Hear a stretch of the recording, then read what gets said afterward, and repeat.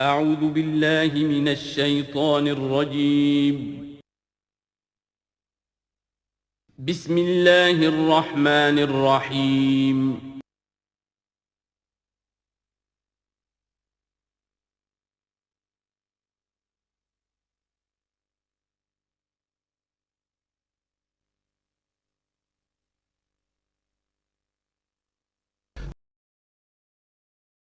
یمحق اللہ الربا ویربی الصدقات، اللہ تعالیٰ ربا کو مٹاتا ہے، دباتا ہے۔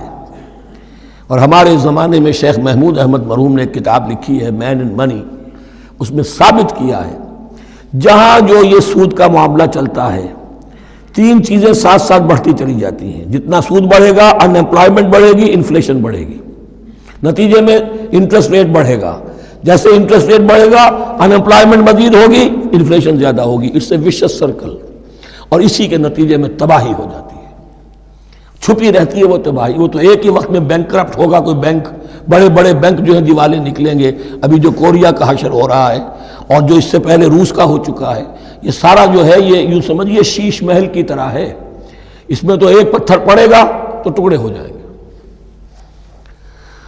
وَمَنْ عَادَ فَأُولَٰئِكَ أَصْحَابُ النَّارِ هُمْ فِيهَا خَالِدُونَ يَمْحَقُ اللَّهُ الرِّبَا وَيُرْبِي الصَّدَقَاتِ، اللہ تعالیٰ پالتا ہے، صدقات کو پالتا ہے، بڑھاتا ہے اللہ کے ہاں۔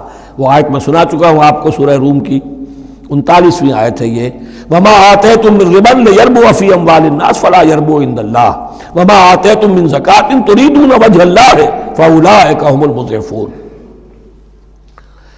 واللہ لا یحب کل کفار اثیم، اور اللہ کو ہرگز پسند نہیں ہے وہ سب کہ جو ناشکرے ہیں اور گناہ گار ہیں۔ ان الذین آمنوا وعملوا الصالحات واقاموا الصلاة وآتوا الزکاة لہم اجرہم عند ربہم ولا خوف علیہم ولا هم یحزنون۔ ہاں جو لوگ ایمان لائیں اور نیک عمل کریں، نیک عمل میں ظاہر بات ہے جو شے حرام ہے اس کا چھوڑ دینا بھی لازم ہے، اور نماز قائم رکھیں، زکوٰۃ ادا کریں، ان کے لیے ان کا اجر محفوظ ہے ان کے رب کے پاس، ولا خوف علیہم ولا هم یحزنون۔ یا ایھا الذین آمنوا اتقوا اللہ وذروا ما بقی من الربا، اے ایمان والو اللہ کا تقوی اختیار کرو اور چھوڑ دو جو رہ گیا ہے سود میں سے۔ آج فیصلہ کر لو کہ جو بھی کچھ تمہیں کسی کو قرض دیا تھا اب اس کا سود چھوڑو۔ یا ایھا الذین آمنوا اتقوا اللہ وذروا ما بقی من الربا ان کنتم مؤمنین، اگر تم مومن ہو۔ فَإِن لَمْ تَفْعَلُوا، اور اگر تم نے ایسا نہ کیا، باز نہ آئے، فَاعْذَنُوا، تو کان کھول کر سن لو، بِحَرْبٍ مِّنَ اللَّهِ وَرَسُولِهِ، اللہ اور اس کے رسول کی طرف سے اعلان جنگ۔ یہ الٹیمیٹم ہے اگر باز نہیں آتے سود سے۔ دیکھیے کسی اور گناہ پر یہ بات نہیں آئی، اللہ اور اس کے رسول کی طرف سے اعلان جنگ۔ وَإِن تُبْتُمْ فَلَكُمْ رُءُوسُ أَمْوَالِكُمْ، اگر تم توبہ کرو تو تمہارے جو اصل راس المال ہے وہ تمہیں لوٹا دیے جائیں گے۔ سود چھوڑ دو، راس المال واپس لے لو۔ لا تظلمون ولا تظلمون، نہ تم ظلم کرو سود لے کر اور نہ تم پر ظلم کیا جائے کہ تمہارا راس المال بھی دبا دیا جائے۔ لا تظلمون ولا تظلمون۔ وَإِن كَانَ ذُو عُسْرَةٍ، اور اگر تمہارا جو مقروض ہے وہ تنگی میں ہے، وہ تنگ دستی میں ہے، فَنَظِرَةٌ إِلَىٰ مَيْسَرَةٍ، تو انہیں انتظار کرو، پھر اسے مہلت دو کہ اس کی ہاں کشادگی پیدا ہو جائے، آسانی سے وہ آپ کی رقم، آپ کا قرض واپس کر سکے۔ لیکن اس سے بھی آگے وَأَن تَصَدَّقُوا خَيْرٌ لَكُمْ، تم صدقہ ہی کر دو۔ تمہارا بھائی غریب تھا، اس کو تم نے قرض دیا تھا، کچھ سود لے کر کھا بھی چکے ہو، اب جو ہے سود، اب تم باقی سود کو تو چھوڑا ہی ہے، اگر وہ راس المال بھی بخش دو اس کو، یہ انفاق ہو جائے گا، یہ قرض حسنہ اللہ کو ہو جائے گا، یہ تمہارا جو ہے ذخیرہ آخرت بن جائے گا۔ تو یوں سمجھیے کہ جو بھی جو ہے جس کو سرپلس ویلیو میں نے کہا تھا اسلامی معیشت کے اندر، جو بچت ہے آپ کی، اس بچت کا سب سے اونچا مصرف کیا ہے؟ صدقہ دے دو، انفاق کر دو۔ اس سے کم تر کیا ہے؟ قرض حسنہ، قرض دے دو کسی کو تاکہ وہ اپنی ضرورت چلا لے، اس کا کاروبار رکا ہوا تھا وہ چل پڑے گا اور تمہیں پھر وہ اپنی اصل رقم واپس کر دے گا۔ یہ قرض حسنہ اس سے کم تر درجہ ہے۔ تیسرا درجہ ایک اور بھی ہے جو جائز تو ہے مکروہ، پسندیدہ نہیں ہے۔ تم زیادہ ہی خسیس ہو، چلو مزاربت پر دے دو، اور مزاربت یہ ہے کہ رقم تمہاری کام وہ کرے گا۔ اگر بچت ہو جائے تو تم بھی لے لینا، اگر نقصان ہو جائے تو کوئی تاوان نہیں لے سکتے اس سے. یہ ہے مضاربت. اس کے بعد اگر تم کہو کہ میں دے رہا ہوں، مجھے اتنے % تو بہرحال تم نے دینا ہی دینا ہے، اس سے بڑھ کر حرام شے کوئی نہیں.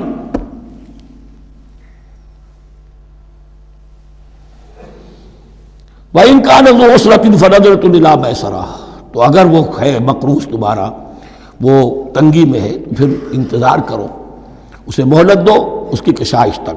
وَأَن تَصَدَّقُوا خَيْرٌ لَكُمْ، اور اگر تم صدقہ ہی کر دو، خیرات کر دو، دے دو، بخش دو، وہ تمہارے لیے بہتر ہوگا. ان کنتم تعلمون، اگر تم جانتے ہو، اگر وہ حکمت تمہارے اندر آ گئی ہے، اگر تم اولو الالباب ہو، اگر تم سمجھدار ہو، تو جو کچھ تمہیں بچت اس سے ہوگی، جو اللہ کے ہاں اجر و ثواب ملے گا، وہ تمہیں یہ رقم واپس لے کر جو ہے اس سے کیا مل جائے گا. وَاتَّقُوا يَوْمًا تُرْجَعُونَ فِيهِ إِلَى اللَّهِ، یہ آیت آخری آیت ہے قرآن کی نزول کے اعتبار سے. آیت ڈرو اس دن سے، تو دیکھیے وہی آیت یاد کیجئے. وَاتَّقُوا يَوْمًا لَا تَجْزِي نَفْسٌ عَن نَفْسٍ شَيْئًا وَلَا يُقْبَلُ مِنْهَا شَفَاعَةٌ وَلَا يُؤْخَذُ مِنْهَا عَدْلٌ وَلَا هُمْ يُنصَرُونَ. وَاتَّقُوا يَوْمًا لَا تَجْزِي نَفْسٌ عَن نَفْسٍ شَيْئًا وَلَا يُقْبَلُ مِنْهَا عَدْلٌ وَلَا تَنفَعُهَا شَفَاعَةٌ وَلَا هُمْ يُنصَرُونَ. وَاتَّقُوا يَوْمًا تُرْجَعُونَ فِيهِ إِلَى اللَّهِ، ڈرو اس دن سے جس دن کے لوٹا دیے جاؤ گے تم اللہ کی طرف. ثُمَّ تُوَفَّىٰ كُلُّ نَفْسٍ مَا كَسَبَتْ، پھر ہر جان کو پورا پورا دے دیا جائے گا جو کمائی اس نے کی ہوگی. وَهُمْ لَا يُظْلَمُونَ، اور ان پر کوئی ظلم نہیں ہوگا. اب یہ قرآن مجید کی طویل ترین آیت آ رہی ہے، آیت دین. کوئی قرض کا معاملہ ہے، کوئی قرض کا معاملہ ہے کہ آپ نے کسی کو قرض دیا، یا کوئی کاروباری معاملہ ہے، اشتراک ہے جس میں کہ جو بھی ہوگا بعد میں نتائج نکلیں گے. ان سب کے بارے میں حکم ہے کہ لکھ لیا کرو. ہم کیا کرتے ہیں قرض دیتے ہوئے، اب دوست ہے، بھائی ہے، عزیز ہے، کیا لکھوانا، اس سے کیا کہے گا، اعتماد نہیں ہے. کاروبار شروع ہو گیا، زبانی باتیں کر لی، اس کے بعد رو رہے ہیں، چیخ رہے ہیں، چلا رہے ہیں. یا ایھا الذین آمنوا اذا تداینتم بدین الی اجل مسمى فاکتبوہ، اے اہل ایمان جب بھی تم کوئی معاملہ کرو قرض کا ایک وقت معین تک کے لیے، ایک تو وقت معین ہونا چاہیے، یہ قرض دے رہے ہیں کب واپس ہوگا. فاکتبوہ، تو اس کو لکھ لیا کرو.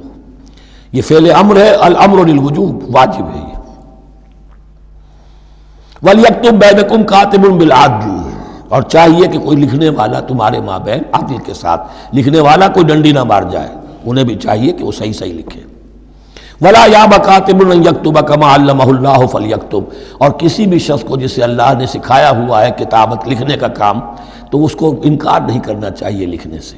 اللہ نے اسے یہ علم دیا ہے، اسے چاہیے کہ لکھ دے. اس لیے کہ اس معاشرے میں پڑھے لکھے لوگ تو بہت کم ہوتے تھے. اب بھی یہ ہوتا ہے، عرائض نویس وغیرہ ہوتے ہیں، وثیقہ نویس ہوتے ہیں، پیسے دے کے ان کو جو لکھواتے ہیں. لیکن اگر کوئی وثیقہ نویس جو ہے بے ایمانی کرے اور لکھنے میں کوئی کمی کر جائے تو جو جس کے اوپر ذمہ داری ہے اسے نقصان پہنچ جائے گا. وَلْيَكْتُبْ بَيْنَكُمْ كَاتِبٌ بِالْعَدْلِ، اور چاہیے کہ لکھنے والا تمہارے مابین انصاف کے ساتھ لکھے.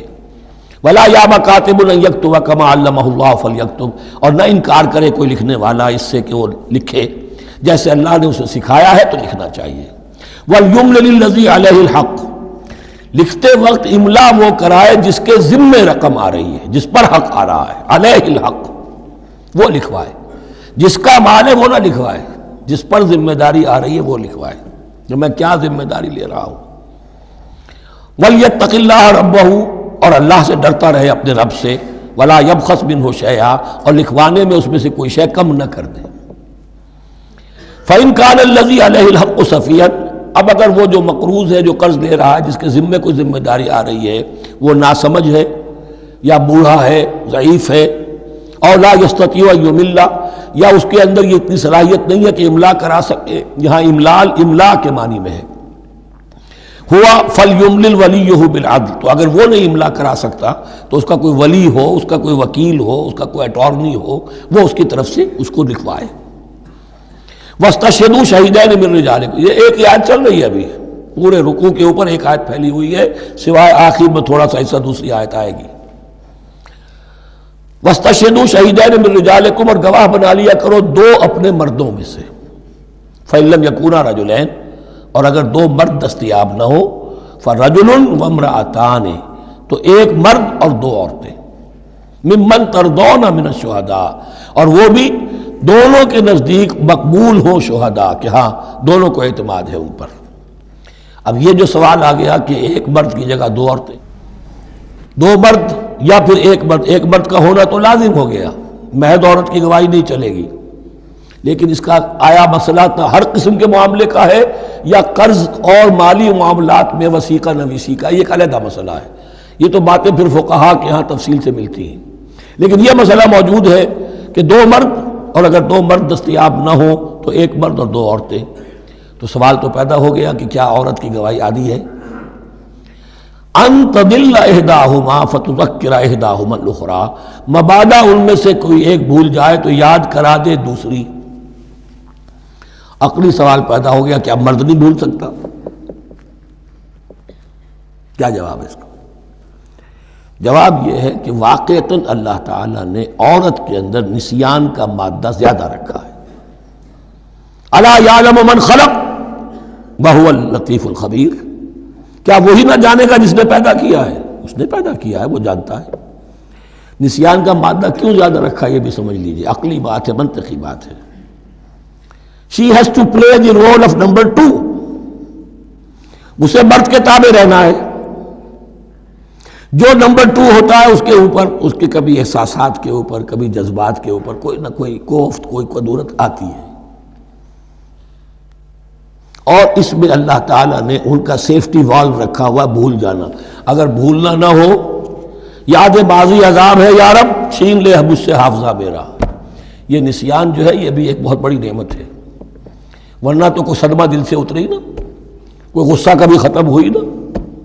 تو بھولنے کا معاملہ، یہ سیفٹی ویلو اللہ نے عورت میں زیادہ رکھا ہے، اس لیے کہ اسے مرد کے تابع ہو کر رہنا ہے، اور جب تابع ہو کر رہنا ہے تو اسے زیادہ اس کے احساسات پہ، جذبات پر زیادہ مواقع آئیں گے کہ اس کو کچھ زخم پہنچے۔